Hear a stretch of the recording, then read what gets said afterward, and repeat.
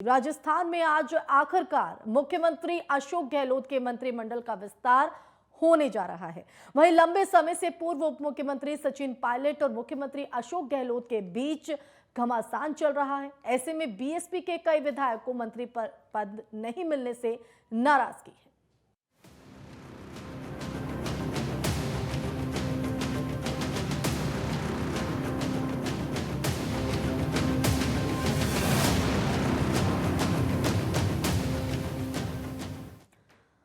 BSP विधायक है नाराज। दरअसल राजस्थान के मुख्यमंत्री अशोक गहलोत के मंत्रिमंडल में बहुप्रतीक्षित फेरबदल होने जा रहा है, जिसके तहत 15 विधायकों को मंत्री पद की शपथ दिलाई जाएगी। शपथ ग्रहण समारोह शाम 4 बजे होगा, जिसको लेकर तमाम तैयारियां कर ली हैं और इस दौरान 11 विधायकों को कैबिनेट और 4 को राज्य मंत्री पद की शपथ दिलाई जाएगी। तो राज्य की कांग्रेस सरकार अगले महीने अपने कार्यकाल के 3 साल पूरा करने जा रही है और मंत्रिमंडल में ये पहला फेरबदल है। लेकिन इस फेरबदल से कई तरह के जो विवाद है वो कांग्रेस पार्टी में देखने को मिल रहे हैं, जिसे पार्टी आलाकमान की तरफ से क्षेत्रीय और जातीय संतुलन के साथ साथ पूर्व उप मुख्यमंत्री सचिन पायलट खेमे को साधने की कोशिश के रूप में भी देखा जा रहा है। उधर मंत्री नहीं बनने से दुखी होकर बसपा से कांग्रेस में आए विधायक संदीप यादव ने ट्वीट कर कहा है कि कांग्रेस ने मुझे पहले ही बहुत कुछ दिया था, इसलिए मुझे इससे कोई खास फर्क नहीं पड़ता। अब मैं और ज्यादा शक्ति से सेवा करूंगा।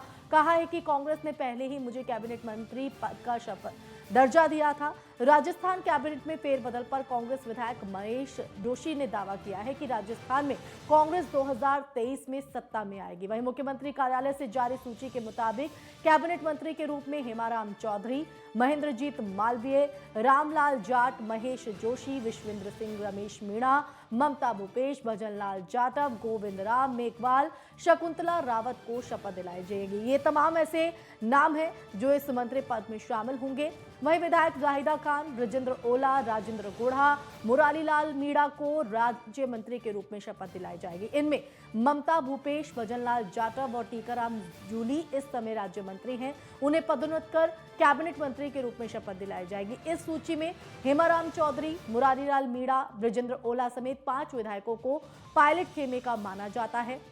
इसके अलावा पिछले साल मुख्यमंत्री अशोक गहलोत के नेतृत्व के खिलाफ बगावती रुख अपनाए जाने के समय पायलट के साथ कुछ साथ पद हटाए गए थे। विश्वेंद्र सिंह और रमेश मीणा को फिर से मंत्रिमंडल में शामिल किया जा रहा है, जबकि बहुजन समाज पार्टी यानी बसपा से कांग्रेस में आए कुछ 6 विधायकों में से राजेंद्र गुढ़ा को भी मंत्री पद की शपथ दिलाई जाएगी। लेकिन इस मंत्रिमंडल विस्तार के साथ जो पुनर्गठन यहां पर होने जा रहा है, उससे कई जो विधायक हैं नाराज हैं। उनमें से कुछ ऐसे भी विधायक हैं जो बीएसपी से कांग्रेस में शामिल हुए। हालांकि अगर कांग्रेस आलाकमान के गठजोड़ की बात करें तो जो समीकरण, जो फॉर्मूला उन्होंने आजमाया है, इसके जरिए कहीं ना कहीं क्षेत्रीय जातीय संतुलन को बढ़ाने के साथ साथ सचिन पायलट के जो खेमे हैं उनको भी साधने की कोशिश है।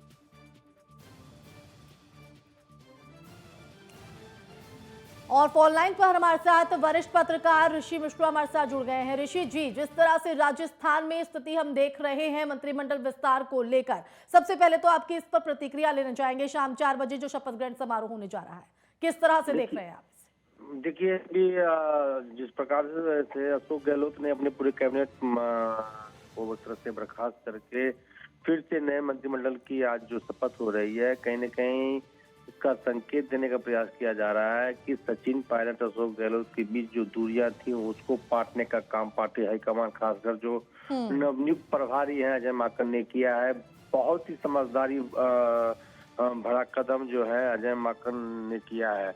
आपको याद होगा कि इससे पहले अविनाश पांडे प्रभारी थे। अविनाश पांडे पे आरोप लगता था कि वह गहलोत खेमा के हैं, पायलट गुट के जो भी प्रश्न हैं उन पे वो गौर नहीं करते हैं।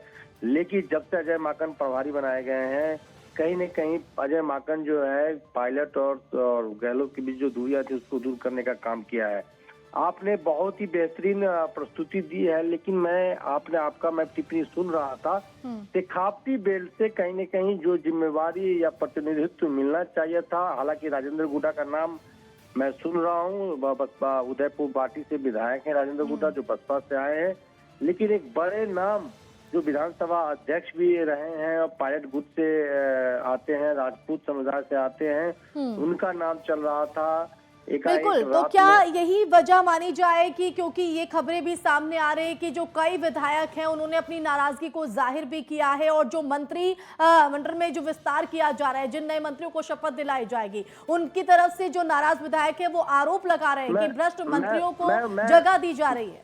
मैं उसी पर आ रहा था, जैसे महादेव सिंह खंडेला है, बड़े जाट नेता हैं, दीपेंद्र सिंह शेखावत, जिसका मैं नाम ले रहा था, दीपेंद्र सिंह शेखावत पायलट गुट से आते हैं, ऐसे कई नाम चल रहे थे। और जो वर्तमान में भी जो खबरें आ रही हैं, सिर्फ राजेंद्र गुड़ा शेखावती बेल्ट से आते हैं। बाकी सभी जगहों को, जैसे मारवाड़ की बात करें तो पायलट गुट से हेमाराम चौधरी को लिया गया है, आदिवासी नेता में महेंद्रजीत मालवीय को लिया गया है। यदि जयपुर संभाग में देखे तो महेश जोशी को लिया गया है, जो मुख्य सचेतक थे पहले। तो कई ऐसे नाम है, रामलाल जाट है, जो पहले भी मंत्री रह चुके हैं। तो सभी गुटों को साधने का प्रयास किया गया है। दलितों का जो रिप्रेजेंटेशन है बढ़ाया गया है। गोविंद लाल मेघवाल नया बिल्कुल, लेकिन इस तस्वीर से ऋषि जी एक बात तो ये साफ हो जाती है कि क्षेत्रीय और जातीय संतुलन को बनाने के साथ साथ पायलट खेमे को साधने की कोशिश कहीं ना कहीं इस विस्तार से हुई है। लेकिन जो कई विधायक नाराजगी को जाहिर कर रहे हैं, उनकी तरफ से तमाम तरह के आरोप लगाए जा रहे हैं और ये भी कहा जा रहा है कि अब कांग्रेस को टूटने से कोई नहीं बचा सकता है। तो क्या एक तरफ हुआ और एक तरफ खाई वाली स्थिति हो गई है राजस्थान में भी कांग्रेस में? नहीं, वर्तमान परिस्थिति में मुझे नहीं लग रहा है कि अशोक गहलोत का विधायकों पे कमांड है और 100 से अधिक विधायक जो हैं अशोक गहलोत खेमा के हैं और पूरी तरह से कंट्रोल में है। नाराजगी हो सकती है, बिल्कुल नाराजगी हो सकती है, लेकिन नाराजगी इस लेवल पे नहीं, क्योंकि पार्टी के जो विधायक हैं वो बगावत करते हैं जी। क्योंकि अशोक गहलोत ऐसे नेता हैं जो सबको लेकर चलने वाले नेताओं में शुमार होते हैं। पायलट गुट से नो डाउट 5 लोगों को दिया गया है। यदि विश्वेंद्र सिंह को आप माइनस कर दें, कि विश्वेंद्र सिंह बगावत के बाद ऐसा कहा जाता है कि अशोक गहलोत खेमा में वो वापस हैं। उनका दोनों बड़े नेता से संबंध अच्छे हैं। तो 4 लोगों को उसमें एडजस्ट किया गया है। मुरारी लाल मीणा है, रमेश मीणा है, विश्वेंद्र सिंह है, हेमाराम चौधरी, ऐसे कई नाम हैं। देखिए, हर मुख्यमंत्री के लिए एक ये लिमिटेशन होता है कि यदि राजस्थान की विधानसभा की संख्या देखे तो 30 से ज्यादा मंत्री नहीं बनाए जा सकते हैं। कहीं न कहीं अशोक गहलोत और कांग्रेस पार्टी हाईकमान ने सभी को एडजस्ट करने का प्रयास किया है। जैसा एक पत्रकार के हैसियत से मैं बता रहा हूँ कि खाती बेल से 1-2 और रिप्रेजेंटेशन होते तो कहीं न कहीं एक कैबिनेट पूरा बैलेंस मेरे हिसाब से दिखता। बिल्कुल, लेकिन जायदा खान की अगर बात करें, क्योंकि ये भी जानकारी मिल रही है कि कई ऐसे विधायक हैं जिनकी तरफ से नाराजगी जाहिर की जा रही है, वो व्हाट्सएप ग्रुप भी छोड़ चुके हैं। इसके जरिए कहीं ना कहीं उन्होंने नाराजगी को अपने जाहिर करने की कोशिश हुई है। हालांकि देखना होगा कि अशोक गहलोत किस तरह से इस नाराजगी को दूर करते हैं। लेकिन जायदा खान की तरफ से भी इस बात का जिक्र किया गया है कि इस बार सिर्फ एक ही मुस्लिम जो है उस चेहरे को जगह दी गई है, जबकि 2 से 3 सीटें यहाँ पर होनी चाहिए थी। नहीं, आपको साथ मैं बता दूं, जैसलमेर से एक विधायक हैं, नाम मैं भूल रहा हूँ, वो कैबिनेट में मंत्री हैं, वो मुसलमान हैं, और एक जिनका आप नाम बोल रही हैं वो भी मंत्री बनने जा रही हैं। देखिए, कुछ नेताओं को 25 संसदीय सचिव नियुक्त, जो मुझे जानकारी मिल रही है राजस्थान से, 25 संसदीय सचिव नियुक्त किए जाएंगे, जिनको राज्य मंत्री का दर्जा प्राप्त होगा। कुछ बड़े नेताओं को संगठन में एडजस्ट किया ऑलरेडी किया गया, जैसे रघु शर्मा है, हरीश चौधरी साहब हैं, डोटारा साहब प्रदेश अध्यक्ष खुद हैं। कुछ बड़े नेताओं को संगठन में एडजस्ट किया जाएगा, कुछ नेताओं को संसदीय सचिव बना के राज्य मंत्री का दर्जा दिया जाएगा। तो कहीं न कहीं गहलोत और जो पार्टी हाईकमान है, बैलेंस बनाने की जुगाड़। बिल्कुल, और ये बैलेंस किस तरह से आगे भविष्य में काम आएगा कांग्रेस के लिए, क्योंकि 2023 को देखते हुए ये फेरबदल कई मायनों में काफी अहम है। बहुत शुक्रिया ऋषि जी आपका जुड़ने के लिए और अपना एक विश्लेषण यहाँ पर रखने के लिए। तो जाहिर तौर पर इस फेरबदल पर सबकी निगाहें भी टिकी हुई थी। अब ये गहलोत सरकार का पहला फेरबदल है, जिसमें क्षेत्रीय जातीय संतुलन को बनाने के साथ साथ पायलट खेमे को साधने की कोशिश है।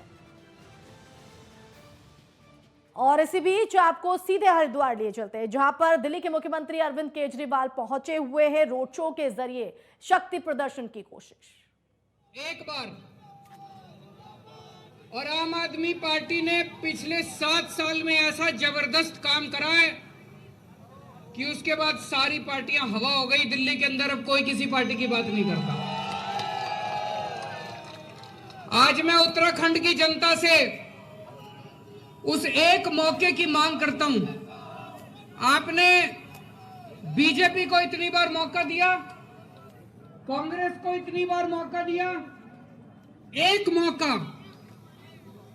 मौका आम आदमी पार्टी को दे के देखो, सबको भूल जाओगे।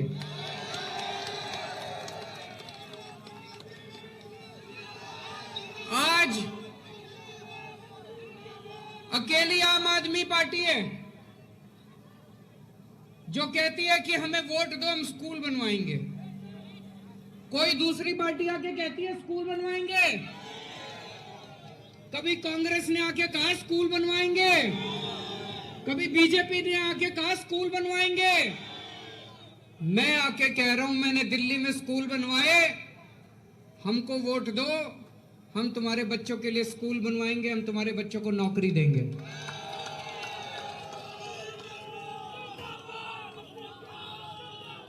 दिल्ली में करके दिखाया है, हवा में बात नहीं कर रहे, दिल्ली में करके दिखाया है, अब देवभूमि में भी करके दिखाएंगे। आम आदमी पार्टी अकेली पार्टी है जो कहती है हमने दिल्ली के अंदर अस्पताल अच्छे कर दिए, मोहल्ला क्लिनिक बना दिए। देवभूमि में एक मौका दो, यहां भी शानदार अस्पताल बनाएंगे, शानदार मोहल्ला क्लिनिक। बताओ कोई दूसरी पार्टी है जो कहती है? आज मैंने ऐलान किया है, हमें मौका दो, देवभूमि के सारे लोगों को फ्री में अयोध्या में रामचंद्र जी के दर्शन करा के लाएंगे।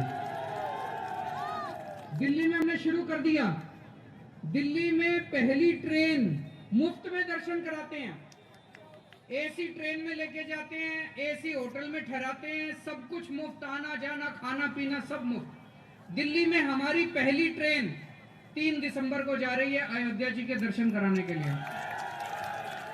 देवभूमि के लोगों को भी कराएंगे। और आज जो भी रोड शो हुआ, जिस तरह का प्यार मोहब्बत विश्वास अभी जनता से मिला, मुझे पूरा यकीन है कि इस बार देवभूमि की जनता बदलाव चाहती है। दोनों पार्टियों से तंग आ चुकी है और दोनों पार्टियों को उखाड़ के फेंक के इस बार आम आदमी पार्टी को मौका देना चाहती है। आप सब लोगों ने इतनी धूप में आप सब लोग आए, सब लोगों ने हमें इतना प्यार दिया, इसके लिए तहे दिल से बहुत बहुत शुक्रिया। सब लोग मिलके अजय कोटियाल जी को देवभूमि का सीएम बना दो।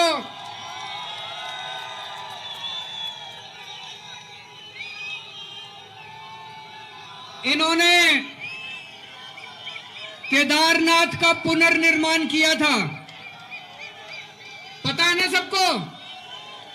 इन्होंने केदारनाथ का पुनर्निर्माण किया था, अब अपने को सबको मिलकर देवभूमि का नवनिर्माण करना है।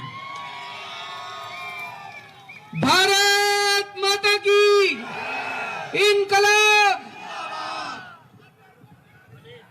तो दिल्ली के अरविंद केजरीवाल को आप सुन रहे थे। सियासी माहौल हर राज्य में गरमाया हुआ है। इसी बीच आपको राजस्थान के जयपुर लिए चलते हैं, जहां पर सीएम अशोक गहलोत क्या कुछ कह रहे हैं, आइए आपको सुनवाते हैं।